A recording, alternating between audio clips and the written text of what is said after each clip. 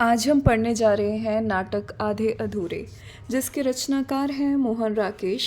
नाटक पढ़ना शुरू करने से पहले हम 1 मिनट नाटक के बारे में थोड़ी बात कर लेते हैं। तो ये जो नाटक है इसका प्रकाशन वर्ष है 1969 यानी कि 1969। और मोहन राकेश ने कुल 3 ही नाटक लिखे हैं, जिसमें से तीसरा और अंतिम नाटक ये है आधे अधूरे। इससे पहले आषाढ़ का एक दिन और लहरों के राजहंस उन्होंने लिखा है। बात की जाए इस नाटक की तो इसमें हमें देखने को मिलता है पारिवारिक विघटन की गाथा।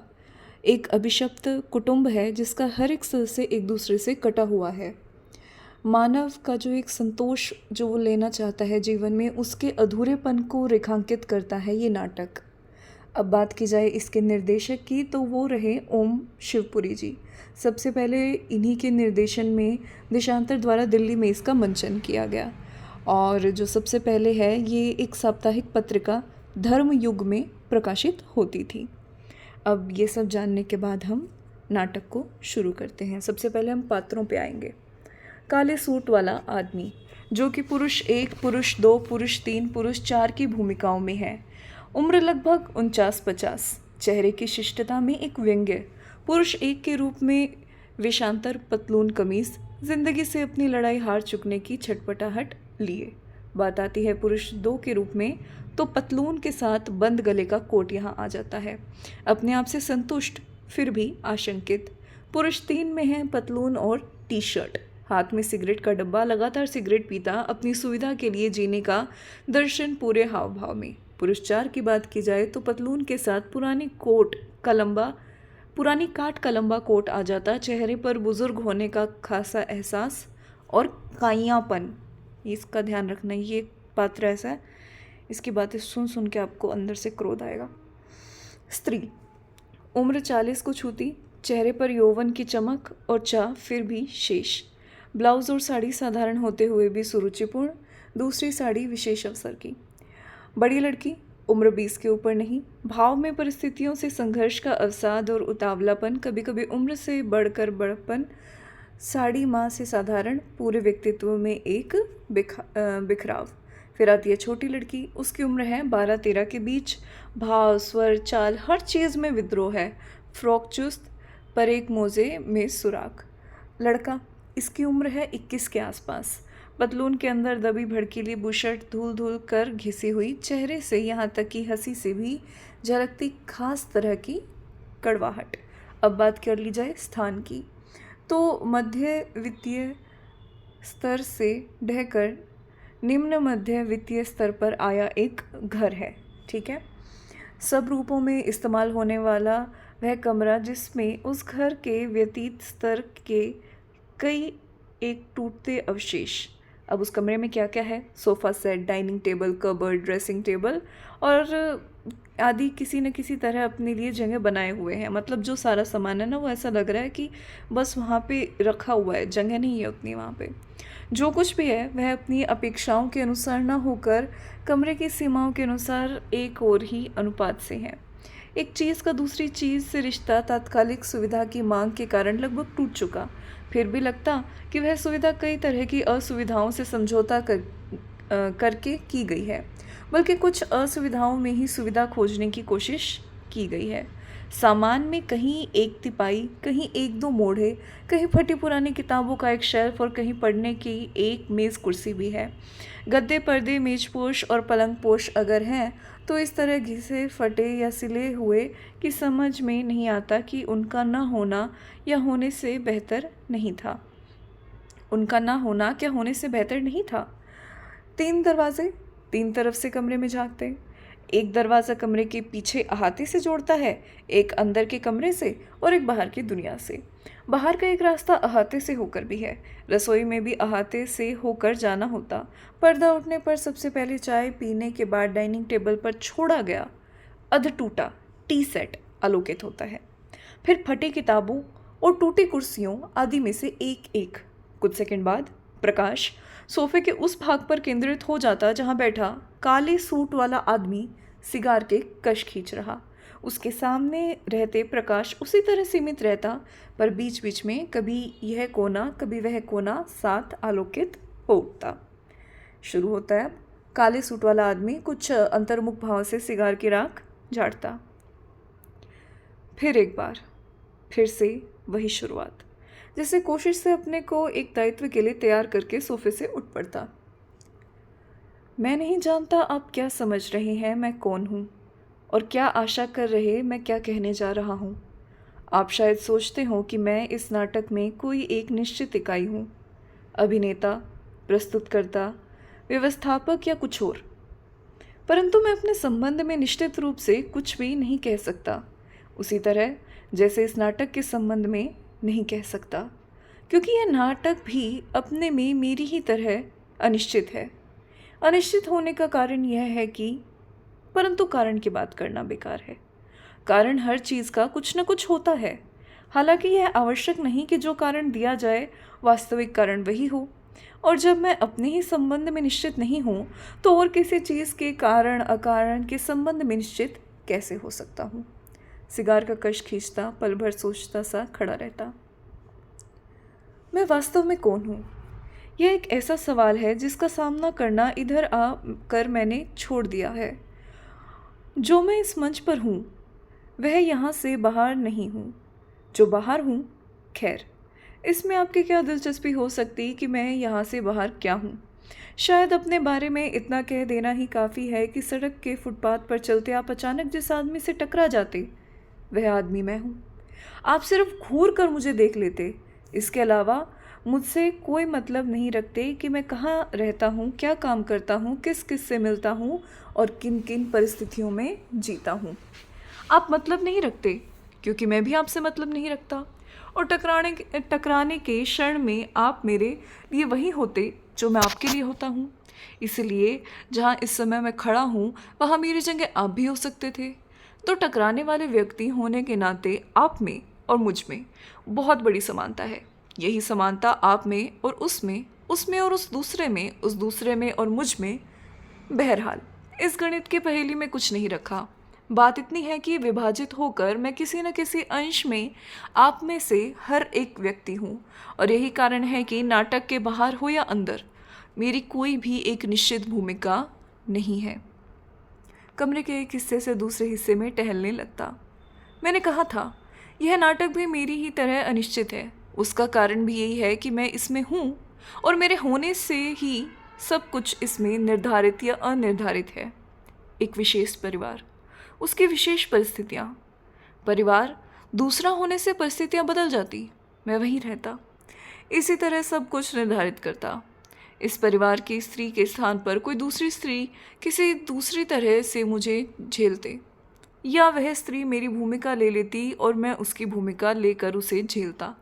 नाटक अंत तक फिर भी इतना ही अनिश्चित बना रहता, और यह निर्णय करना इतना ही कठिन होता कि इसमें मुझे मुख्य भूमिका किसकी थी, मेरी, उस स्त्री की, परिस्थितियों की, या तीनों के बीच से उठते कुछ सवालों की। फिर दर्शकों के सामने आ खड़ा हो जाता, सिगार मुंह में लिए पल भर ऊपर की तरफ देखता रहता, फिर के स्वर के साथ सिगार मुंह से निकालकर उसकी राख झाड़ता। पर हो सकता है मैं एक अनिश्चित नाटक में एक अनिश्चित पात्र होने की सफाई भर पेश कर रहा हूँ। हो सकता है यह नाटक एक निश्चित रूप ले सकता हो, किन्हीं पात्रों को निकाल देने से, दो एक पात्र और जोड़ देने से, कुछ भूमिकाएं बदल देने से, या परिस्थितियों में थोड़ा हेर फेर कर देने से।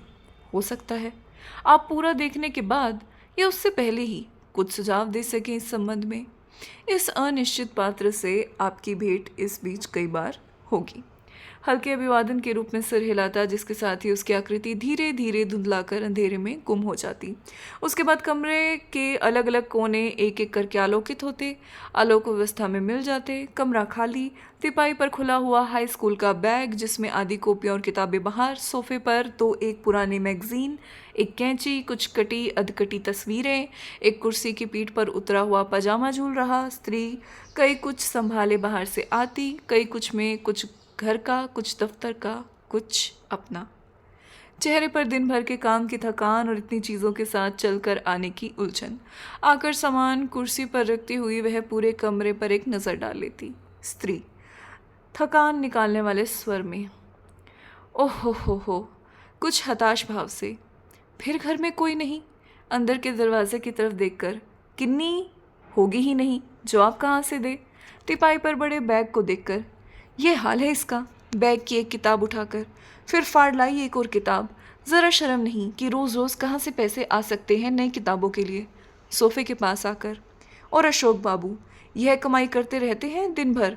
तस्वीर उठाकर देखती Elizabeth Taylor, Audrey Hepburn, Shirley MacLaine. तस्वीरें वापस रखकर बैठने लगती कि नज़र झूलते पजामे पर जा पड़ती। उस तरफ जाती, बड़े साहब वहाँ अपनी कारगुजारी कर गए हैं। पजामे को मरे जानवर की तरह उठाकर देखती और कोने में फेंकने को होकर फिर एक झटके के साथ उसे तहाने लगती है। दिन भर घर पर रहकर आदमी और कुछ नहीं तो अपने कपड़े तो ठिकाने पर रख ही सकता है। पजामे कबर्ड में रखने के पहले ड्राइंग टेबल पर पड़े चाय के सामान को देखकर और खींच जाती। पजामे को कुर्सी पर पटक देती और प्यालियाँ वगैरह ट्रे में रखने लगती है। इतना तक नहीं कि चाय पी है तो बर्तन रसोई घर में छोड़ आए, मैं ही आकर उठाऊं तो उठाऊं। ट्रे उठाकर अहाते के दरवाजे की तरफ बढ़ती ही है कि पुरुष एक उधर से आ जाता। स्त्री ठिठक कर सीधे उसकी आंखों में देखती, पर वह उससे आंखें बचाता पास से निकलकर थोड़ा आगे आ जाता। पुरुष एक, आ गई दफ्तर से? लगता है आज बस जल्दी मिल गई। स्त्री ट्रे वापस मेज़ पर रखती, यह अच्छा है कि दफ्तर से आओ तो कोई घर पर दिखे ही नहीं। कहाँ चले गए थे तुम? पुरुष एक, कहीं नहीं, यहीं बाहर था, मार्केट में। स्त्री उसका पजामा हाथ में लेकर, पता नहीं है क्या तरीका है इस घर का, रोज़ आने पर 50 चीज़ें यहाँ वहाँ बिखरी मिलती हैं। पुरुष एक हाथ बढ़ाकर, लाओ मुझे दे दो। स्त्री दूसरे पजामे को झाड़कर फिर से तहाती हुई, अब क्या दे दूँ, पहले खुद भी तो देख सकते थे। गुस्से में कबर्ड खोलकर पजामे को जैसे उसमें कैद कर देती। पुरुष एक फालतू सा इधर उधर देखता, फिर एक कुर्सी की पीठ पर हाथ रख लेता। कबर्ड के पास आकर ट्रे उठाती, चाय किस किस ने पी थी? पुरुष एक अपराधी स्वर में, अकेले मैंने। स्त्री, तो अकेले के लिए क्या ज़रूरी था कि पूरी ट्रे की ट्रे? किन्नी को दूध दे दिया था? पुरुष एक, वह मुझे दिखी ही नहीं अब तक। स्त्री ट्रे लेकर चलती है, दिखे तब ना जो घर पर रहे कोई। अहाते के दरवाजे से होकर पीछे रसोई घर में चली जाती। पुरुष एक लंबी हूँ के साथ कुर्सी को झुलाने लगता। स्त्री पल्ले से हाथ पोंछती रसोई घर से वापस आती। पुरुष एक, मैं बस थोड़ी देर के लिए निकला था बाहर। स्त्री, और चीज़ों को समेटने में व्यस्त। मुझे क्या पता कितनी देर के लिए निकले थे। वह आज फिर आएगा अभी थोड़ी देर में, तब तो घर पर रहोगे तुम। पुरुष एक हाथ रोककर, कौन आएगा? सिंघानिया। स्त्री, उसे किसी के यहाँ के खाना खाने आना है इधर, 5 मिनट के लिए यहाँ भी आएगा। पुरुष एक फिर उसी तरह के साथ कुर्सी को झुलाने लगता। मुझे ये आदत अच्छी नहीं लगती तुम्हारी, कितने बार कह चुकी हूँ। पुरुष एक कुर्सी से हाथ हटा लेता। पुरुष एक, तुम्ही ने कहा होगा आने के लिए। स्त्री, कहना फ़र्ज़ नहीं बनता मेरा, आखिर बॉस है मेरा। पुरुष एक, बॉस का मतलब यह थोड़े ही है न कि। स्त्री, तुम ज़्यादा जानते हो, काम तो मैं ही करती हूँ उसके मातहत। पुरुष एक फिर से कुर्सी को झुलाने को होकर एकाएक हाथ हटा लेता। पुरुष एक, किस वक्त आएगा? स्त्री, पता नहीं, जब गुजरेगा इधर से। पुरुष, यह अच्छा है। स्त्री, लोगों को ईर्ष्या है मुझसे कि 2 बार मेरे यहाँ आ चुका, आज तीसरी बार आएगा। कैंची मैगजीन और तस्वीरें समेट कर पढ़ने की मेज़ की दराज में रख देती, किताबें बैग में बंद करके उसे एक तरफ सीधा खड़ा कर देती। पुरुष, तो लोगों को भी पता है वह आता है यहाँ। स्त्री एक तीखी नज़र डालकर, क्यों, बुरी बात है? पुरुष, मैंने कहा है बुरी बात है, मैं तो बल्कि कहता हूँ अच्छी बात है। तुम जो कहते हो उसका सब मतलब समझ में आता है मेरी। पुरुष, तो अच्छा यही है कि मैं कुछ ना कहकर चुप रहा करूँ। अगर चुप रहता हूँ तो तुम चुप रहते हो और न कोई। अपनी चीज़ें कुर्सी से उठाकर उन्हें यथास्थान रखने लगती। पुरुष, पहले जब जब आया है वह, मैंने कुछ कहा है तुमसे? स्त्री, अपनी शर्म के मारे कि दोनों बार तुम घर पर नहीं रहे। पुरुष, उसमें क्या है, आदमी को काम नहीं हो सकता बाहर? स्त्री, वह तो आज भी हो जाएगा तुम्हें। पुरुष, जाना तो है आज भी मुझे, पर तुम ज़रूरी समझो मेरा यहाँ रहना तो। स्त्री, मेरे लिए रुकने की ज़रूरत नहीं। यह देखती है कि कमरे में और कुछ तो करने को शेष नहीं। तुम्हें और प्याली चाहिए चाय की? मैं बना रही हूँ अपने लिए। पुरुष, बना रही हो तो बना लेना एक मेरे लिए भी। स्त्री अहाते के दरवाजे की तरफ जाने लगती। सुनो। स्त्री रुककर उसकी तरफ देखती। उसका क्या हुआ? वह जो हड़ताल होने वाली थी तुम्हारे दफ्तर में? स्त्री, जब होगी पता चल ही जाएगा तुम्हें। पुरुष, पर होगी भी। स्त्री, तुम उसी के इंतज़ार में हो क्या? चली जाती। पुरुष एक सिर हिलाकर इधर उधर देखता है। अब वह अपने को कैसे व्यस्त रख सकता। फिर जैसे याद हो आने से शाम का अखबार जेब से निकाल कर खोल लेता है। हर सुर्खी पढ़ने के साथ उसके चेहरे का भाव और तरह का हो जाता। उत्साहपूर्ण, व्यंग्यपूर्ण, तनाव भरा या पस्त। साथ मुंह से बहुत अच्छे, मार दिया, लो। और अब जैसे शब्द निकल पड़ते स्त्री रसोई घर से लौटकर आती। पुरुष एक अखबार हटाकर स्त्री को देखता। हड़तालें तो आजकल सभी जगह हो रही, इसमें देखो। स्त्री उस ओर से विरक्त। तुम्हें सचमुच कहीं जाना है क्या?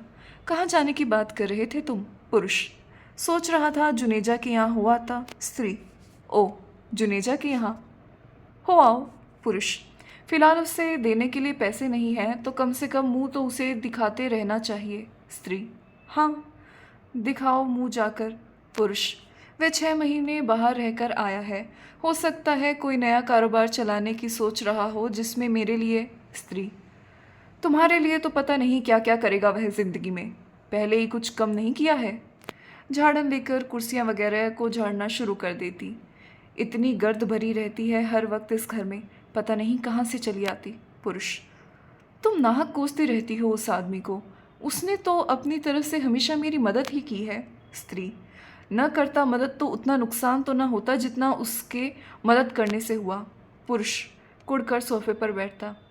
तो नहीं जाता मैं। अपने अकेले के लिए जाना है मुझे। अब तक तकदीर ने साथ नहीं दिया तो इसका मतलब तो नहीं है कि। स्त्री, यहाँ से उठ जाओ, मुझे झाड़ लेने दो ज़रा। पुरुष एक उठकर फिर बैठने की प्रतीक्षा में खड़ा रहता। उस कुर्सी पर चले जाओ, वह साफ हो गई। पुरुष एक गाली देती नज़र से उसे देखकर उस कुर्सी पर जा बैठता। बड़बड़ाती, पहली बार प्रेस में जो हुआ सो हुआ, दूसरी बार फिर क्या हो गया? वही पैसे जुनेजा ने लगाया, वही तुमने लगाया। एक ही फैक्ट्री लगी, एक ही जगह जमा खर्च हुआ, फिर भी तकदीर ने उसका साथ दे दिया, तुम्हारा नहीं दिया। यानी कि जो स्त्री है वो सावित्री, वो अपने पति से प्रश्न कर रही है कि एक ही जगह उसने इन्वेस्ट किया, एक ही जगह तुमने किया, फिर उसके बावजूद। हाँ, तो मैं बता रही थी कि उसकी जो पत्नी है सावित्री, वो ये जानना चाह रही है कि एक ही जगह उसने पैसा लगाया, एक ही जगह तुमने, और तुम्हारा पैसा डूब गया और उसका जो था तकदीर ने साथ दिया। इस पर जो पुरुष एक है महेंद्रनाथ, उसको गुस्सा आ जाता है।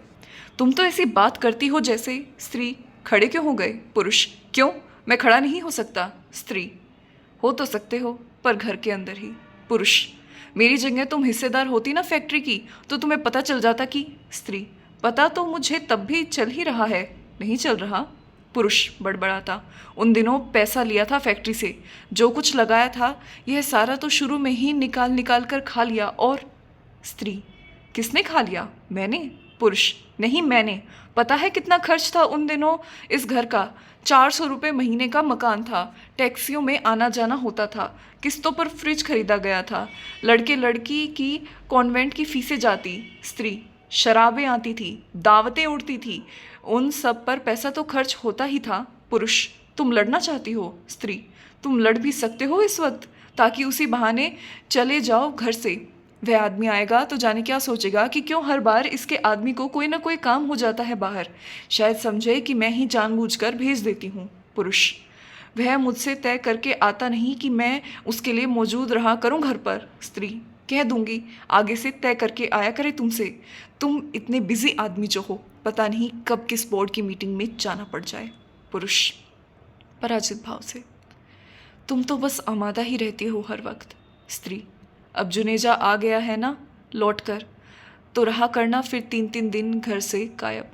पुरुष पूरी शक्ति समेट कर सामना करता। तुम फिर वही बात उठाना चाहती हो। अगर रहा भी हूँ कभी 3 दिन घर से बाहर, तो आखिर किस वजह से? स्त्री: वजह का पता तो तुम्हें पता होगा, या तुम्हारे लड़के को। वह भी 3 दिन दिखाई नहीं देता घर पर। पुरुष: एक: तुम मेरा मुकाबला उससे करती हो? स्त्री: नहीं, उसका मुकाबला तुमसे करती हूँ। जिस तरह तुमने ख्वार की अपनी ज़िंदगी, उसी तरह वह भी। पुरुष: और लड़की तुम्हारी? उसने अपनी ज़िंदगी ख्वार करने की सीख किससे ली है? अपने जाने भारी पड़ता।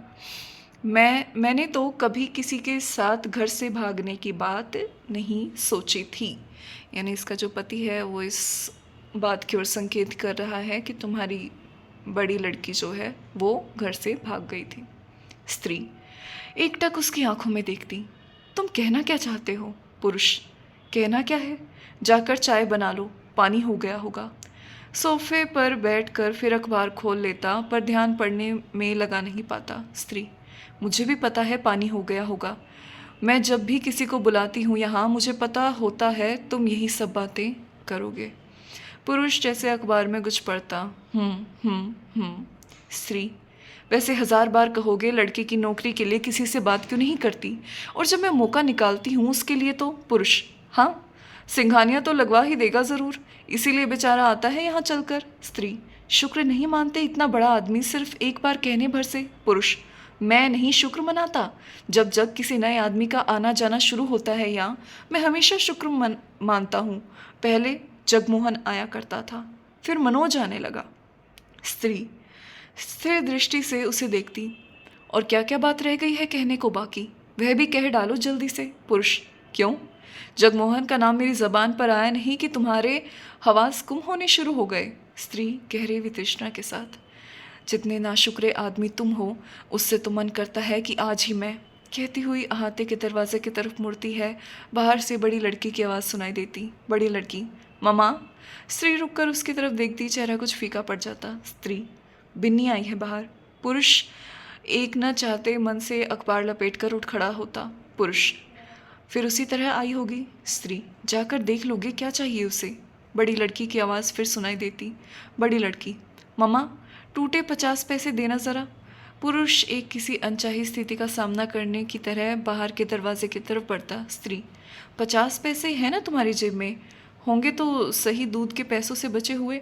पुरुष एक: मैंने सिर्फ 5 पैसे खर्च किए हैं अपने पर इस अखबार के। बाहर निकल जाता। स्त्री पल भर उधर देखती, अहाते के दरवाजे से रसोई घर में चली जाती। बड़ी लड़की बाहर से आती। पुरुष एक उसके पीछे पीछे आकर इस तरह कमरे में नज़र दौड़ाता जैसे स्त्री के उस कमरे में न होने से अपने को गलत जगह पर अकेला पा रहा हो। पुरुष: बैठ तू। बड़ी लड़की: मम्मा कहाँ है? पुरुष: उधर होगी रसोई में। बड़ी लड़की: मम्मा। स्त्री दोनों हाथों में चाय की प्याली लिए अहाते के दरवाजे से आती। स्त्री: क्या हाल है तेरे? लड़की: ठीक है। पुरुष एक स्त्री को हाथों से इशारे से बतलाने की कोशिश करता कि वह अपने साथ सामान कुछ भी नहीं लाई। स्त्री: चाय लेगी? लड़की: अभी नहीं, पहले हाथ मुंह धो लूँ गुसल खाने में जाकर। सारा जिस्म इस तरह चिपचिपा रहा है कि बस। स्त्री: तेरी आंखें ऐसी क्यों हो रही? लड़की: कैसी हो रही हैं? स्त्री: पता नहीं कैसी हो रही हैं। लड़की: तुम्हें ऐसे ही लग रहा। मैं अभी आती हूँ हाथ मुंह धोकर। अहाते के दरवाजे से चली जाती। पुरुष एक अर्थपूर्ण दृष्टि से स्त्री को देखता, उसके पास जाता। पुरुष: मुझे तो यह उसी तरह आई लगती। स्त्री चाय की प्याली उसकी तरफ बढ़ा देती। चाय ले लो। पुरुष: इस पर कुछ सामान भी नहीं है साथ में। स्त्री: हो सकता है थोड़ी देर के लिए आई हो। पुरुष: पर्स में केवल 1 ही रुपया था, स्कूटर रिक्शा का पूरा किराया भी नहीं। स्त्री: क्या पता कहीं और से आ रही हो। पुरुष: तुम हमेशा बात को ढकने की कोशिश क्यों करती हो? एक बार इससे पूछती क्यों नहीं खुलकर? स्त्री: क्या पूछूं? पुरुष: यह मैं बताऊं तुम्हें? स्त्री चाय की घुट भरती एक कुर्सी पर बैठ जाती। पल भर उत्तर की प्रतीक्षा करने के बाद: मेरे उस आदमी के बारे में कभी अच्छी राय नहीं थी। तुम्ही ने हवा बांध रखी थी, मनोज यह मनोज वह। जाने क्या, तुम्हारे शहर से उसका घर में आना जाना न होता तो क्या यह नौबत आती कि लड़की उसके साथ जाकर बाद में इस तरह। स्त्री तंग पड़कर: तो खुद ही क्यों नहीं पूछ लेते उससे जो पूछना चाहते हो? पुरुष: मैं कैसे पूछ सकता हूँ? स्त्री: क्यों नहीं पूछ सकते? पुरुष: मेरा पूछना इसलिए गलत है कि? स्त्री: तुम्हारा कुछ भी करना किसी न किसी वजह से गलत होता, मुझे पता नहीं है। बड़े बड़े घूंट भरकर चाय की प्याली खाली कर देती। पुरुष एक, तुम्हें सब पता, अगर सब कुछ मेरे कहने से होता इस घर में। स्त्री उठती हुई, तो पता नहीं और क्या बर्बादी हुई होती। जो 2 रोटी आज मिल जाती मेरी नौकरी से, वह भी ना मिल पाती। लड़की भी घर में रह कर ही बुढ़ा जाती, पर यह ना सोचा होता किसी ने कि पुरुष वह आ रही है। जल्दी जल्दी अपनी प्याली खाली करके स्त्री को दे देता। बड़ी लड़की पहले से काफ़ी संभली हुई वापस आती। बड़ी लड़की आती हुई, ठंडे पानी के छींटे मुंह पर मारे तो कुछ होश आया। आजकल के दिनों में तो बस उन दोनों की स्थिर दृष्टि से अपनी ओर देखता पाकर, क्या बात है मम्मा, आप लोग इस तरह क्यों देख रहे हैं मुझे? स्त्री, मैं प्यालियाँ रखकर आती हूँ अंदर से। अहाते के दरवाजे से चली जाती। पुरुष एक भी आंखें हटाकर व्यस्त होने का बहाना खोजता। बड़ी लड़की, क्या बात है डैडी? पुरुष, बात कुछ भी नहीं। लड़की, है तो सही कुछ न कुछ बात। पुरुष, ऐसे ही तेरी मम्मा कुछ कह रही थी। लड़की, क्या कह रही थी? पुरुष, मतलब वही ना, वह नहीं, मैं कह रहा था उससे। लड़की, क्या कह रहे थे? पुरुष, तेरे बारे में बात कर रहा था। लड़की, क्या बात कर रहे थे? स्त्री लौट कर आ जाती। पुरुष, वह आ गई, खुद ही बता देगी तुझे। जैसे अपने को स्थिति से बाहर रखने के लिए थोड़ा परे चला जाता है। लड़की, डैडी मेरे में क्या बात कर रहे थे मम्मा? स्त्री, उन्हीं से क्यों नहीं पूछती? लड़की, वह कहते हैं कि तुम बतलाओगी और तुम कहती हो उन्हीं से क्यों नहीं पूछती? स्त्री, तेरे डैडी तुमसे यह जानना चाहते हैं कि। पुरुष एक बीच में ही, अगर तुम अपनी तरफ से नहीं जानना चाहती तो रहने दो। बड़ी लड़की, पर बात ऐसी है क्या जानने की? स्त्री, बात सिर्फ इतनी है कि जिस तरह तू आजकल आती वहाँ से, उससे इन्हें कहीं लगता है कि। पुरुष एक, तुम्हें जैसे नहीं लगता? मतलब ये जो व्यक्ति है ये चाहता है कि सारी जो रिस्पॉन्सिबिलिटी आए बात की, वो इसकी पत्नी पर ही आए। तो ना तो ये स्वयं बात करना चाहता है, और अगर वो बात कर रही है तो उसको भी बार बार काटे जा रहा है। बड़ी लड़की, जैसे कटघरे में खड़ी, क्या लगता है? स्त्री, कि कुछ है जो तू अपने मन में छिपाए रखती है, हमें नहीं बतलाती। लड़की, मेरी किस बात से लगता है ऐसा? स्त्री पुरुष एक से, अब कहो ना इसके सामने वह सब जो मुझसे कह रहे थे। पुरुष, तुमने शुरू की है बात, तुम ही पूरा कर डालो अब। स्त्री, मैं तुमसे एक सीधा सवाल पूछ सकती हूँ? लड़की, ज़रूर पूछ सकती हो। स्त्री, तू खुश है वहाँ पर? लड़की बचते स्वर में, हाँ बहुत खुश हूँ। स्त्री, सचमुच खुश है? लड़की, और क्या ऐसी ही कह रही हूँ? पुरुष, यह तो कोई जवाब नहीं हुआ। लड़की तुनक्कर, तो जवाब क्या तभी होता है अगर मैं कहती मैं खुश नहीं बहुत दुखी हूँ? पुरुष, आदमी जो जवाब दे उसके चेहरे से भी तो झलकना चाहिए। बड़ी लड़की, मेरे चेहरे से क्या झलकता है कि मुझे तपेदिक हो गया है, मैं घुल घुल कर मरी जा रही हूँ? पुरुष, एक तपेदिक ही होता है बस आदमी को। बड़ी लड़की, तो और क्या क्या होता है? आँख से दिखाई देना बंद हो जाता, नाक कान तिरछे हो जाते, होंठ झाड़ कर गिर जाते। मेरे चेहरे से ऐसा क्या नजर आता है आपको? पुरुष कुड़कर लौटता, तेरी माँ ने तुझसे पूछा है, तू उसी से बात कर। मैं इस मारे कभी पढ़ता ही नहीं इन चीज़ों में। सोफे पर जाकर अखबार खोल लेता, पर पल भर बाद ध्यान हो आने से कि वह उसने उल्टा पकड़ा है सीधा कर लेता। स्त्री बड़ी लड़की से, अच्छा छोड़ अब इस बात को, आगे से यह सवाल मैं नहीं पूछूंगी तुझसे। बड़ी लड़की की आंखें छल छला आती। बड़ी लड़की, पूछने में रखा भी क्या है मम्मा, जिंदगी किसी तरह कटती ही चलती है हर आदमी की। पुरुष, यह हुआ कुछ जवाब? स्त्री, तुम चुप नहीं रह सकते थोड़ी देर? पुरुष, मैं क्या कह रहा हूँ, चुप ही बैठा हूँ यहाँ, अखबार में पढ़ता। नाले का बांध पूरा करने के लिए 12 साल के लड़के की बलि, अखबार से बाहर। आप चाहे जो कह लें, मेरे मुंह से एक लफ्ज़ भी ना निकले। फिर अखबार में से, उदयपुर में मड्ढा गांव में बांध के ठेकेदार का अमानुषिक कृत, अखबार के बाहर। हद होती है हर चीज़ की। स्त्री बड़ी लड़की के कंधे पर हाथ रखे उसे पढ़ने की मेज़ के पास ले जाती। स्त्री, यहाँ बैठ। बड़ी लड़की पलके झपकाती वहाँ कुर्सी पर बैठ जाती। सच सच बता, तुझे वहाँ किसी चीज़ की शिकायत है? बड़ी लड़की, शिकायत किस चीज़ की नहीं, किसी चीज़ की नहीं। स्त्री, तो और हर चीज़ की है। फिर कोई खास बात? खास बात कोई भी नहीं। तो और सभी बातें खास है, जैसे जैसे सभी बातें। तो तेरा मतलब है कि, मेरा मतलब है कि शादी से पहले मुझे लगता था कि मनोज को बहुत अच्छी तरह जानती हूँ, पर अब आकर लगने लगा है कि वह जानना बिल्कुल जानना नहीं था। स्त्री, तो क्या उसके चरित्र में कुछ ऐसा है जो... नहीं, उसके चरित्र में ऐसा कुछ नहीं, इस लिहाज से बहुत साफ आदमी है वह। स्त्री: तो फिर क्या उसके स्वभाव में ऐसी कोई बात है जिससे... नहीं, स्वभाव उसका हर आदमी जैसा है, बल्कि आम आदमी से ज़्यादा खुशदिल कहना चाहिए उसे। स्त्री: तो फिर?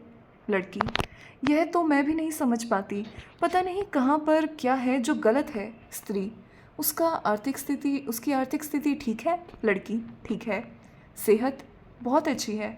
पुरुष एक बिना उधर देखे: सब कुछ अच्छा ही अच्छा है, फिर तो शिकायत किस बात की है? स्त्री पुरुष एक से: तुम बात समझने भी दोगे? जब इनमें से किसी बात की शिकायत नहीं है तुझे, तब या तो कोई बहुत खास वजह होनी चाहिए या... बड़ी लड़की: या? स्त्री: या मैं अभी नहीं कह सकती। बड़ी लड़की: वजह सिर्फ वह हवा है जो हम दोनों के बीच से गुजरती है। पुरुष एक उस ओर देखकर: क्या कहा? हवा? लड़की: हाँ, हवा। पुरुष एक निराश भाव से सिर हिलाकर मुंह दूसरी तरफ करता: यह वजह बताई है इसने? हवा। स्त्री बड़ी लड़की के चेहरे को आंखों से टटोलती: मैं तेरा मतलब नहीं समझी। बड़ी लड़की उठती हुई: मैं शायद समझा भी नहीं सकती, किसी दूसरे को तो क्या, अपने को भी नहीं समझा सकती। मम्मा, ऐसा भी होता है क्या कि... स्त्री की लड़की: कि दो आदमी जितना ज़्यादा साथ रहें, एक हवा में सांस लें, उतना ही ज़्यादा अपने को एक दूसरे से अजनबी महसूस करें। स्त्री: तुम दोनों ऐसा महसूस करते हो? लड़की: कम से कम अपने लिए तो मैं कह सकती हूँ। स्त्री पल भर उसे देखती रहकर: तू बैठकर क्यों नहीं बात करती? लड़की: मैं ठीक हूँ इसी तरह। स्त्री: तूने जो बात कही है वह अगर सच है तो उसके पीछे क्या कोई ना कोई ऐसी अड़चन नहीं है जो... बड़ी लड़की: पर कौन सी अड़चन? उसके हाथ से छलक गई चाय की प्याली, या उसके दफ्तर से लौटने में आधा घंटे की देरी, ये छोटी छोटी बातें अड़चन नहीं होती, मगर अड़चन बन जाती हैं। एक गुबार सा है जो हर वक्त भरा रहता है, और मैं इंतज़ार में रहती हूँ जैसे कि कब कोई बहाना मिले जिससे उसे बाहर निकाल लूँ। और आखिर... स्त्री चुपचाप आगे सुनने की प्रतीक्षा करती। आखिर वह सीमा आ जाती है जहाँ पहुँचकर वह निढाल हो जाता। ऐसे में वह एक बात कहता है, बड़ी लड़की, कि मैं इस घर से ही अपने अंदर कुछ ऐसी चीज़ ले गई हूँ जो किसी भी स्थिति में मुझे स्वाभाविक नहीं रहने देती। Basically trauma. स्त्री: जैसे किसी ने उसे तमाचा मार दिया हो। क्या चीज़? बड़ी लड़की: मैं पूछती हूँ क्या चीज़, तो भी उसका एक ही जवाब होता। स्त्री: वह क्या? बड़ी लड़की: कि इसका पता मुझे अपने अंदर से या इस घर के अंदर से चल सकता है। वह कुछ नहीं बता सकता। She needs therapy. पुरुष एक फिर उस तरफ मुड़कर: यह सब कहता है वह? और क्या क्या कहता है? स्त्री: वह इस वक्त तुमसे बात नहीं कर रही। पुरुष: पर बात तो मेरे घर की हो रही है। स्त्री: तुम्हारा घर? पुरुष: तो मेरा घर नहीं है यह, कह दो नहीं है। स्त्री: सचमुच तुम अपना घर समझते इसे तो? पुरुष: कह दो जो कहना चाहती हो। स्त्री: 10 साल पहले कहना चाहिए था मुझे जो कहना चाहती हूँ। पुरुष: कह दो अब भी, इससे पहले कि 10-11 साल हो जाएं। नहीं होने पाएंगे 11 साल, इसी तरह चलता रहा सब कुछ तो। पुरुष एकाएक उसे देखता, काट के साथ: नहीं होने पाएंगे सचमुच? काफ़ी अच्छा आदमी है जगमोहन, और फिर दिल्ली में उसका ट्रांसफ़र भी हो गया है। मिला था उस दिन कनॉट प्लेस में, कह रहा था आएगा किसी दिन मिलने। बड़ी लड़की धीरज खोकर: डैडी। पुरुष: ऐसी क्या बात कही है मैंने, तारीफ़ ही की है उस आदमी की। स्त्री: खूब करो तारीफ़, और भी जिसकी हो सके तुमसे। बड़ी लड़की से: मनोज आज तो तुमसे कहता है यह सब, पहले जब खुद यहाँ आता रहा, रात दिन यहीं रहता रहा, तब क्या उसे पता नहीं चला कि... बड़ी लड़की: यह मैं उससे नहीं पूछती। स्त्री: पर क्यों नहीं पूछती? स्त्री: पर क्यों नहीं पूछती? लड़की: क्योंकि मुझे कहीं लगता है कि... कैसे बताऊँ क्या लगता है? वह जितने विश्वास के साथ यह बात कहता है उससे मुझे अपने से एक अजीब सी चिढ़ होने लगती। मन करता आसपास की हर चीज़ को तोड़ फोड़ डालूं, कुछ ऐसा कर डालूं जिससे जिससे उसके मन को कड़ी से कड़ी चोट पहुंचा सकूं। उसे मेरे लंबे बाल अच्छे लगते, इसलिए सोचती हूँ इन्हें जाकर कटा आऊँ।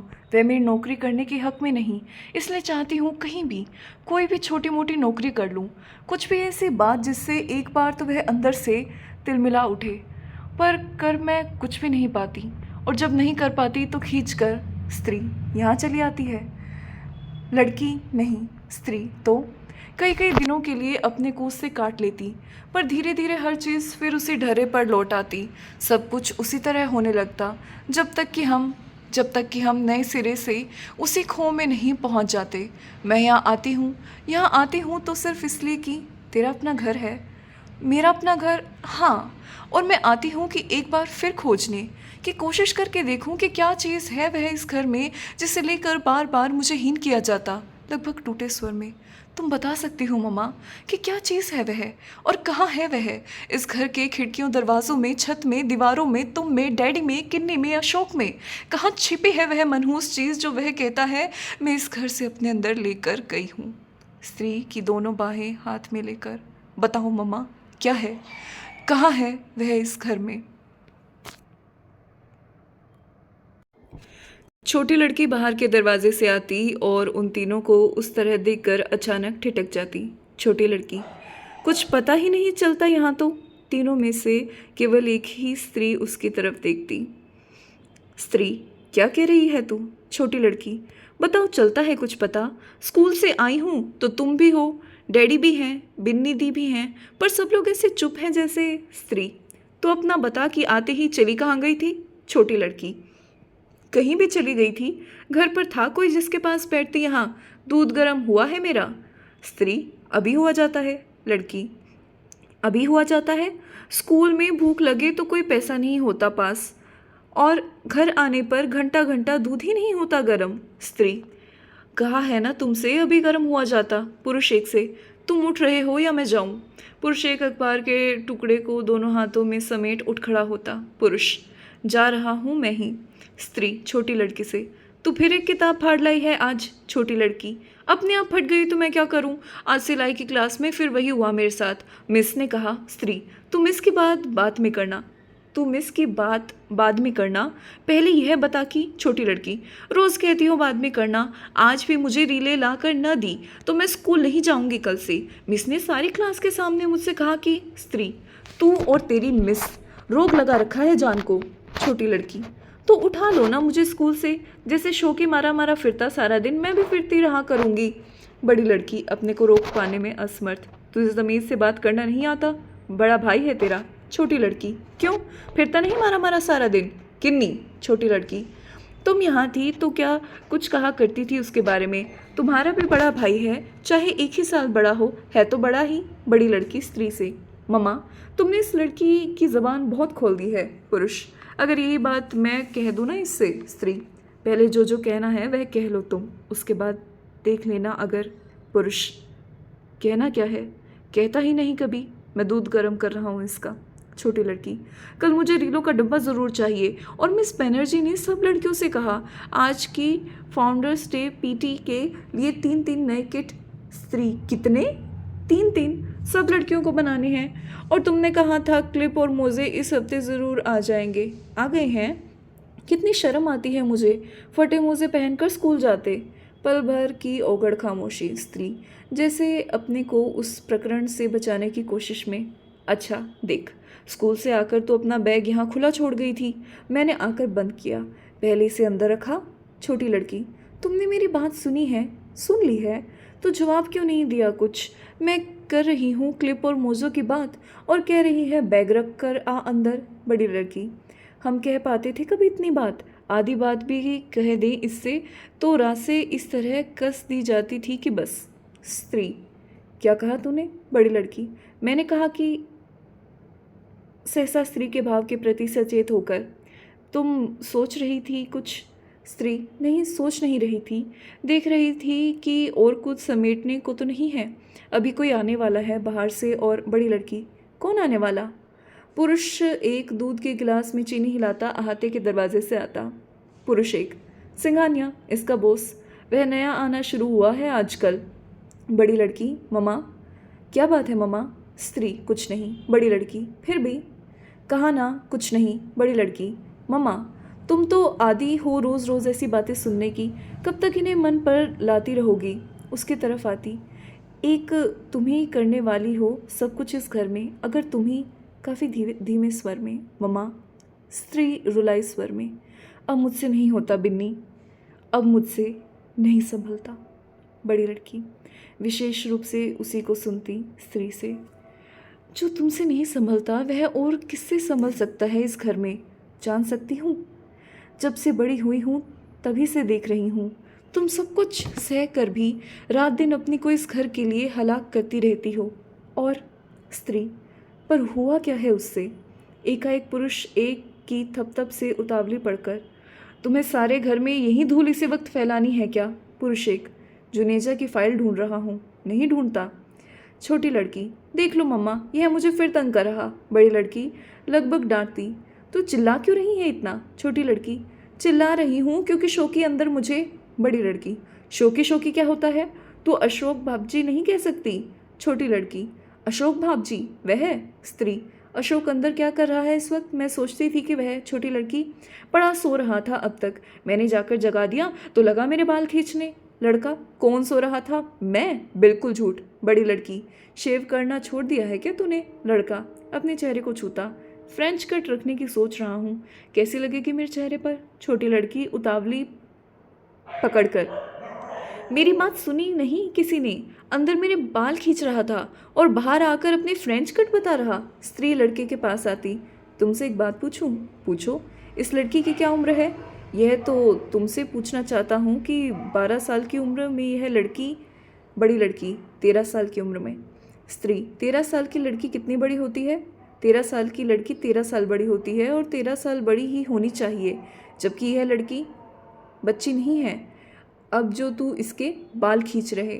लड़का, तब तो सचमुच मुझे गलती माननी चाहिए। स्त्री, ज़रूर माननी चाहिए। लड़का, कि मैं खामखा इसके हाथ से वह किताब छीन ली। पुरुष एक अपनी तटस्थता बनाए रखने में असमर्थ आ गया था। कौन सी किताब। छोटी लड़की, झूठ बोल रहा है, मैंने कोई किताब नहीं ली इससे। पुरुष एक, कौन सी किताब। लड़का, यह है किताब।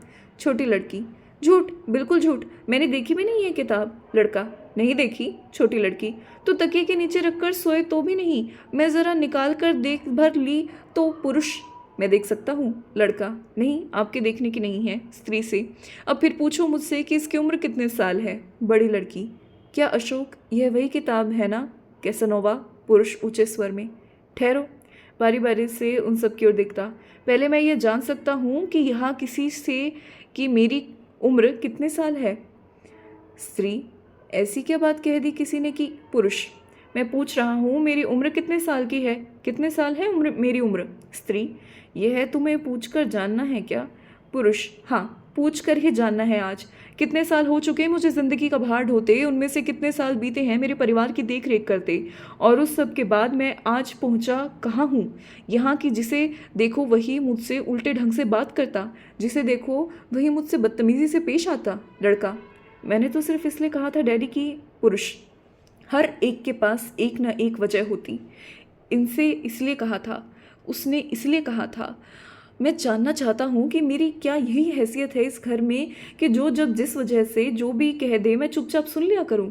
हर वक्त की दुत्कार, हर वक्त की कोंच, बस यही कमाई है मेरे इतने सालों में। स्त्री, यह सब किसे सुना रहे हो तुम। पुरुष, किसे सुना सकता हूँ, कोई है जो सुन सकता है। जिन्हें सुनना चाहिए वे सब तो एक रबड़ स्टैंप के सिवा कुछ समझते ही नहीं मुझे, सिर्फ ज़रूरत पड़ने पर स्टैंप का ठप्पा लगाकर। स्त्री, यह बहुत बड़ी बात नहीं कह रहे तुम।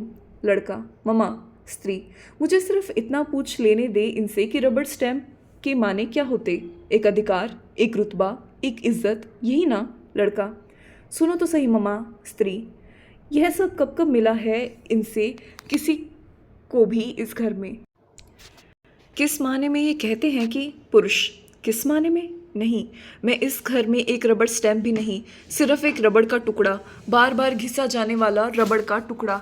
इसके बाद क्या कोई मुझे वजह बता सकता है, एक भी वजह कि क्यों मुझे रहना चाहिए इस घर में। नहीं बता सकता ना। स्त्री, मैं एक छोटी सी बात पूछी है तुमसे। पुरुष, हाँ, छोटी सी बात ही तो है यह। अधिकार, रुतबा, इज्जत, यह सब बाहर के लोगों से मिल सकता है। इस घर का आज तक कुछ बना है या आगे बन सकता है तो सिर्फ बाहर के लोगों के भरोसे। मेरे भरोसे तो सब कुछ बिगड़ता आया है और आगे बिगड़ सकता है। लड़की की तरफ इशारा करके, यह आज तक बेकार क्यों घूम रहा? मेरी वजह से। बड़ी लड़की की तरफ इशारा करके, यह बिना बताए एक रात घर से क्यों भाग गई? मेरी वजह से। स्त्री के बिल्कुल सामने आकर, और तुम भी इतने सालों से क्यों चाहती रही हो कि? स्त्री बौखलाकर शेष दिनों से। सुन रहे हो तुम लोग? पुरुष, अपनी ज़िंदगी चौपट करने का जिम्मेदार मैं हूँ। इन सब की ज़िंदगी चौपट करने का जिम्मेदार मैं हूँ। फिर भी मैं इस घर से चिपका हूँ क्योंकि अंदर से मैं आराम तलब हूँ। घर घुसरा हूँ, मेरी हड्डियों में जंग लगा है। स्त्री, मैं नहीं जानती तुम सचमुच ऐसा महसूस करते हो या? पुरुष, सचमुच महसूस करता हूँ। मुझे पता है मैं एक कीड़ा हूँ जिसे अंदर ही अंदर इस घर को खा लिया। बाहर के दरवाजे की तरफ चलता, पर अब पेट भर गया है मेरा, हमेशा के लिए भर गया। दरवाजे के पास रुककर, और बचा भी क्या है जिसे खाने के लिए और रहता रहूँ यहाँ। बड़ी लड़की, तुम्हारा ख्याल है मम्मा? स्त्री, लौट आएंगे रात तक, हर शुक्र शनिचर यही सब होता है यहाँ। छोटी लड़की, झूठे टोस्ट को प्लेट में वापस पटकती, थू थू। बड़ी लड़की काफ़ी गुस्से के साथ, तुझे क्या हो रहा है वहाँ? छोटी लड़की, मुझे क्या हो रहा है यहाँ? ये टोस्ट है, कोयला है। स्त्री दांत भींचे, तू इधर आएगी 1 मिनट? छोटी लड़की, नहीं आऊँगी। बड़ी लड़की, नहीं आएगी? छोटी लड़की, नहीं आऊँगी। अंदर जाओ तो बाल खींचे जाते, बाहर आओ तो किटपिट किटपिट किटपिट, और खाने को कोयला। अब उधर आकर इनके तमाचे और खाने हैं। चली जाती। लड़का, मैं देखता हूँ इसे, कम से कम लड़की को तो मुझे। स्त्री, सुन लड़का, पहले मैं जाकर इसे। स्त्री, पहले तू आकर यहाँ बात सुन मेरी। लड़का, बताओ। स्त्री, कम से कम तुझे इस वक्त कहीं नहीं जाना चाहिए, वह आज फिर आने वाले हैं थोड़ी देर में। और लड़का, कौन आने वाला है? बड़ी लड़की, मम्मा का बॉस, क्या नाम है उसका? लड़का, अच्छा वह आदमी। लड़की, तू मिला है उससे? लड़का, 2 बार। कहाँ? इसी घर में। स्त्री, दोनों बार के लिए बुलाया था मैंने उसे, आज भी इसी की खातिर। लड़का, मेरी खातिर? मुझे क्या लेना देना है उससे? बड़ी लड़की, मम्मा उसके ज़रिए तेरी नौकरी के लिए कोशिश कर रही होंगे ना। लड़का, मुझे नहीं चाहिए नौकरी, कम से कम उस आदमी के ज़रिए हरगिज़ नहीं। लड़की, क्यों? उस आदमी को क्या है? चुकंदर है वह आदमी, जिसे बैठने का शौर न बात करने का। स्त्री, 5,000 तनख्वाह है उसकी, पूरा दफ्तर संभालता है। लड़का, 5,000 तनख्वाह है, पूरा दफ्तर संभालता है, पर इतना होश नहीं कि अपनी पतलून के बटन। स्त्री, अशोक। लड़का, तुम्हारा बॉस ना होता तो उस दिन मैं कान से पकड़कर घर से निकाल दिया होता। सोफे पर टांग अब पसारे आप सोच कुछ रहे हैं, जांग खुसलाते देख किसी तरफ रहे हैं और बात मुझसे कर रहे हैं। नकल उतारता, अच्छा यह बतलाइए कि आपके राजनीतिक विचार क्या हैं? राजनीतिक विचार है मेरी खुजली और उसकी मरहम। स्त्री, ये लोग हैं जिनके लिए मैं जान मारी करती हूँ रात दिन। लड़का, पहले 5 सेकंड आदमी की आंखों में देखता रहेगा, फिर होठों के दाहिने कोने से ज़रा मुस्कुराएगा, फिर एक एक लफ्ज़ को चबाता हुआ पूछेगा उसके स्वर में, आप क्या सोचते हैं आजकल युवा लोगों में इतनी अराजकता क्यों है? ढूंढ ढूंढ कर सरकारी हिंदी के लफ्ज़ लाता है, युवा लोगों में अराजकता। स्त्री, तो फिर क्या? तो फिर क्या मर्जी है तेरी? किस चीज़ को लेकर? अपने आप को? मुझे क्या हुआ है? ज़िंदगी भर तुझे भी कुछ करना धरना है या बाप की तरह हर बात में खामखा उनका जिक्र क्यों बीच में लाती हो? स्त्री, पढ़ाई थी तो तूने पूरी नहीं की, एयर फ्रिज में नौकरी दिलवाई थी तो वहाँ से 6 हफ्ते बाद छोड़कर चला आया। अब मैं नए सिरे से कोशिश करना चाहती हूँ तो। लड़का, पर क्यों करना चाहती हो? मैंने कहा है तुमसे कोशिश करने के लिए। बड़ी लड़की, तो तेरा मतलब है कि तू ज़िंदगी भर कुछ भी नहीं करना चाहता? लड़का, ऐसा कहा है मैंने। बड़ी लड़की, तो नौकरी के सिवा ऐसा क्या है जो तू। लड़का, यह मैं नहीं कह सकता, सिर्फ इतना कह सकता हूँ कि जिस चीज़ में मेरी अंदर से दिलचस्पी नहीं। स्त्री, दिलचस्पी तो तेरी। बड़ी लड़की, ठहरो मम्मा। स्त्री, तू ठहर, मुझे बात करने दे। दिलचस्पी तो तेरी सिर्फ 3 चीज़ों में है, दिन भर ऊँगने में, तस्वीर काटने में और घर की यह चीज़ वह चीज़ ले जाकर। लड़का कड़वी नज़र से देखता, इसे घर कहती हो तुम? स्त्री: तो तू इसे क्या समझकर रहता है यहाँ? लड़का: मैं इसे, बड़ी लड़की: उसे बोलने न देने के लिए। देख अशोक, मम्मा के यह सब कहने का मतलब सिर्फ इतना है कि। लड़का: मैं नहीं जानता मतलब, तू चली गई है यहाँ से, मैं तो अभी यहीं रहता हूँ। स्त्री हताश भाव से: तो क्यों नहीं तू भी फिर? बड़ी लड़की झिड़कने के स्वर में: कैसे बात कर रही हो मम्मा? स्त्री: कैसे बात कर रही हूँ? यहाँ पर सब लोग समझते क्या है मुझे? एक मशीन जो कि सबके लिए आटा पीस कर रात को दिन और दिन को रात करती रहती है, मगर किसी के मन में ज़रा भी ख्याल नहीं इस चीज़ के लिए कि कैसे मैं स्वर को संभालती। आप आ गए? आप आइए आइए। वो जो व्यक्ति था, इसका जो बॉस है, वो दरवाजे की तरफ आता है। बड़ी लड़की दायित्वपूर्ण ढंग से दरवाजे की तरफ बढ़ती। आइए। पुरुष 2 अभ्यस्त मुद्रा से उनके अभिवादन का उत्तर देता अंदर आ जाता। स्त्री: यह मेरी बड़ी लड़की है, बिन्नी। अशोक तो आपसे मिल ही चुका है। पुरुष 2: अच्छा अच्छा, यही वह है, वह लड़की तुम चर्चा कर रही थी इसकी। इसका ऑपरेशन हुआ था ना पिछले साल? ना ना ना ना, वह तो मिसेज माथुर की लड़की का नहीं शायद, पर हुआ था किसी की लड़की का। स्त्री: यहाँ आ जाइए सोफे पर। सोफे की तरफ बढ़ते हुए पुरुष 2 की आंखें लड़के से मिल जाती। लड़का चलते ढंग से उसे हाथ जोड़ देता। पुरुष 2 फिर उसी अभ्यस्त ढंग से उत्तर देता। पुरुष 2 बैठता हुआ: इतने लोगों से मिलना जुलना होता है कि अपनी घड़ी देखकर 5 मिनट हैं साथ में। उनका अनुरोध था 7 तक अवश्य पहुंच जाऊं। कई लोगों को बुला रखा है उन्होंने विशेष रूप से मिलने के लिए। बड़ी लड़की को ध्यान से देखकर स्त्री से: तुमने बताया था कुछ इसके विषय में, किस कॉलेज में है यह? स्त्री: अब कॉलेज में नहीं है। पुरुष 2: हाँ हाँ हाँ हाँ, बताया था तुमने। बड़ी लड़की से: बैठो ना। स्त्री से: बैठो तुम भी। स्त्री: बैठ जा, खड़ी क्यों है? लड़की: ये जल्दी चले जाएंगे, सोच रही थी चाय का पानी। पुरुष: नहीं नहीं, चाय वाय नहीं इस समय, वैसे भी बहुत कम पीता हूँ। एक लेख था कहीं रिजर्व डाइजेस्ट में कि अधिक चाय पीने से जान खुजलाता। रीडर्स डाइजेस्ट भी क्या चीज़ निकालते हैं। अपने यहाँ तो बस ये कहानियाँ वो कहानियाँ, कोई अच्छी पत्रिका मिलती ही नहीं देखने को। एक अमेरिकन आया हुआ था पिछले दिनों, बता रहा था कि। लड़का: ऐसा है मम्मा की। स्त्री: रुक, अभी एक प्याली भी नहीं लेंगे? पुरुष: ना, बिल्कुल नहीं। अंतर्राष्ट्रीय संपर्क है कंपनी के, सो सभी देशों के लोग मिलने आते रहते। जापान से तो पूरा प्रतिनिधि मंडल ही आया हुआ था पिछले दिनों। कुछ भी कहिए, जापान ने सबकी नाक में नकेल कर रखी है आजकल। अभी उस दिन मैं जापान की पिछले वर्ष की औद्योगिक संख्या की देख रहा था। लड़का: मैं क्षमा चाहूँगा क्योंकि। स्त्री: तुमसे कहा है अभी रुक, अभी थोड़ी देर। पुरुष 2 से: आप कॉफ़ी पसंद करते हो तो? पुरुष 2: ना चाय ना कॉफ़ी। एक घटना सुनाऊँ आपको कॉफ़ी पीने के संबंध में? आज की बात नहीं, बहुत साल पहले की है, तब की, जब मैं विश्वविद्यालय की साहित्य सभा का मंत्री था। मन में उस बात का रस लेता है हाँ है। साहित्य गतिविधियों में रुचि आरंभ से ही थी। सो बड़ी लड़की और लड़के से: बैठ जाओ तुम लोग। बड़ी लड़की बैठ जाती। लड़का: बात यह है कि। स्त्री उठती हुई: मैं थोड़ा नमकीन लेकर आती हूँ। पुरुष 2 बड़ी लड़की से: तुम्हें पहले कहीं देखा है? नहीं देखा। बड़ी लड़की: मुझे? आपने? पुरुष 2: किसी इंटरव्यू में। लड़की: नहीं तो। पुरुष 2: फिर भी लगता है देखा है, कोई और होगी, बिल्कुल तुम्हारे जैसी थी। विचित्र बात नहीं है यह? बड़ी लड़की: क्या?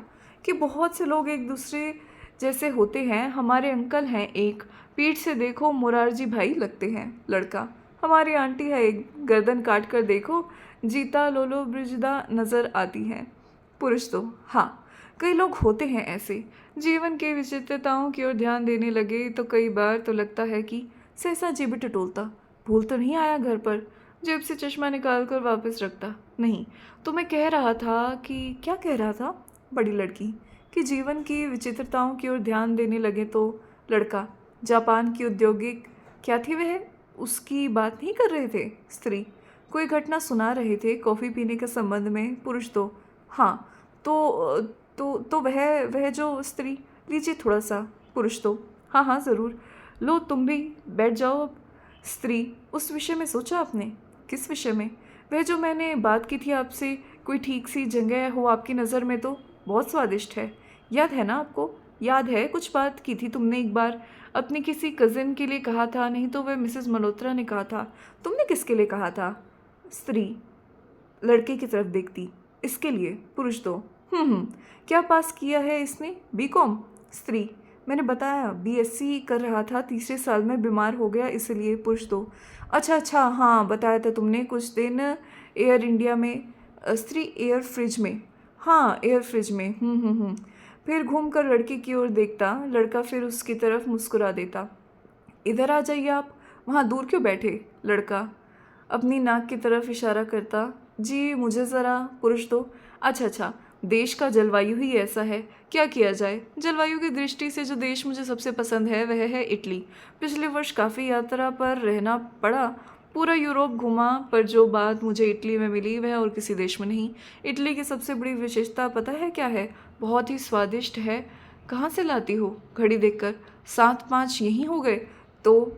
मतलब आप इस व्यक्ति को देखेंगे ना, पुरुष दो को, तो बहुत ही हड़बड़ाया सा, मतलब इसका व्यक्तित्व ही ऐसा है कि विषय पर ये टिक ही नहीं सकता।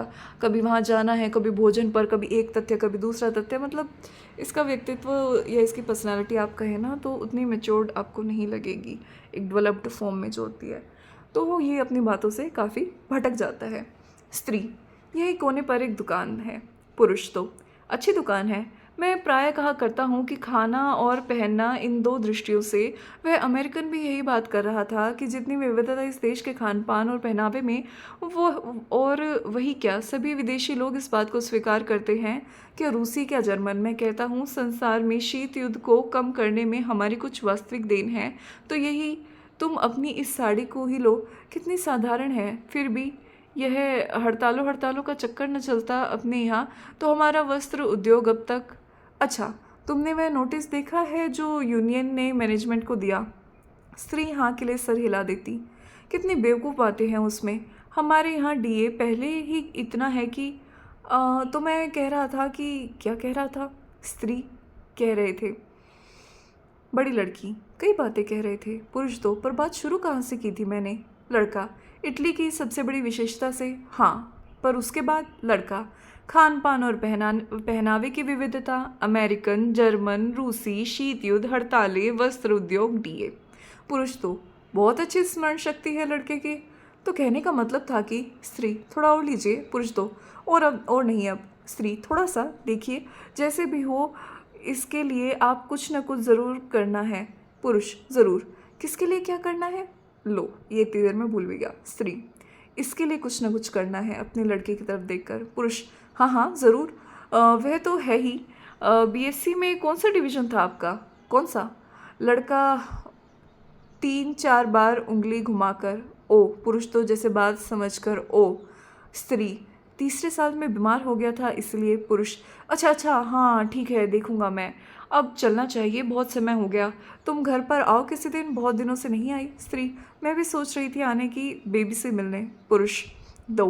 वह पूछती रहती है आंटी इतने दिनों से क्यों नहीं आई, बहुत प्यार करती है अपनी आंटी से, माँ के न होने से बेचारी। स्त्री बहुत ही प्यारी बच्ची, मैं पूछ लूँगी किसी दिन आपसे, इससे भी कह दूँ आकर मिल ले आपसे एक बार। पुरुष दो बड़ी लड़की को देखता। किससे? इससे? स्त्री अशोक से। पुरुष दो हाँ हाँ क्यों नहीं, पर तुम तो आओगी ही, तुम्ही को बता दूंगा। स्त्री ये जा रहे हैं अशोक? लड़का जा रहे हैं आप? पुरुष दो घड़ी देखता। सोचा नहीं था इतनी देर रुकूंगा। तो बाहर से दरवाजे की तरफ बढ़ता बड़ी लड़की से। तुम नहीं करती नौकरी? जी नहीं। चाहती है करना, पर चाहती है ना? बड़ी लड़की हाँ नहीं, ऐसा है कि डरती है। पुरुष दो डरती है? स्त्री अपने पति से। पति से? हाँ उसे पसंद नहीं। यह लड़की? नहीं, इसका नौकरी करना। अच्छा अच्छा, हाँ तो आपको ध्यान रहेगा ना इसके लिए? इसके लिए मेरा मतलब है उसके लिए। हाँ हाँ हाँ हाँ, तुम आओगे ही घर पर, दफ्तर की भी कुछ बातें करनी है, वही जो यूनियन का झगड़ा है। स्त्री मैं तो आऊँगी ही, यह भी अगर मिल ले। पुरुष दो घड़ी देखकर बहुत देर हो गई। अच्छा एक बात बताएंगे, आपकी ये जो हड़तालें हो रही सब क्षेत्रों में आजकल, इनके विषय में आप क्या सोचते हैं? लड़का ऐसे उचक जाता जैसे कोई कीड़ा पतलून के अंदर चला गया हो। लड़का ओ ओ ओ जैसे बाहर से कीड़े पकड़ने की कोशिश करने लगता। बड़ी लड़की क्या हुआ? स्त्री कुछ खींच के साथ। उन्होंने कुछ पूछा है? लड़का बड़ी लड़की से। हुआ कुछ नहीं, कीड़ा है एक। बड़ी लड़की कीड़ा? पुरुष दो अपने देश में तो लड़का पकड़ा गया, पुरुष दो। इतनी तरह का कीड़ा पाया जाता है कि लड़का मसल दिया, पुरुष दो मसल दिया। शिव शिव शिव, यह हिंसा की भावना स्त्री बहुत है इसमें। कोई कीड़ा हाथ लग जाए सही, लड़का, और कीड़ा चाहे जितनी हिंसा करता रहे, पुरुष दो। मूल्यों का प्रश्न है। मैं प्रायः कहा करता हूँ, बैठो तुम लोग। स्त्री, मैं सड़क तक चल रही हूँ साथ, पुरुष दो। इस देश में नैतिक मूल्यों के उत्थान के लिए तुमने भाषण सुना है, वे जो आए हुए हैं आजकल, क्या नाम है उनका? लड़का, निरोध महर्षि, पुरुष दो। हाँ हाँ, यही नाम है ना। इतना अच्छा भाषण देते हैं, जन्म कुंडली भी बनाते। वैसे आप भाषण, वाह वाह वाह। अंतिम शब्दों के साथ दरवाज़ा लांघ जाता, स्त्री भी साथ ही बाहर चलती जाती। वैसे तो ये नाटक दो ही भागों में विभक्त है, पूर्वार्ध और उत्तरार्ध, और पूर्वार्ध का कुछ ही अंश बाकी रह गया, पर ये वीडियो काफ़ी लंबी हो गई है, तो हम जो उत्तरार्ध का है ना हिस्सा, उसी में पूर्वार्ध के जो 3-4 पेज रह गए हैं उसको पढ़ेंगे।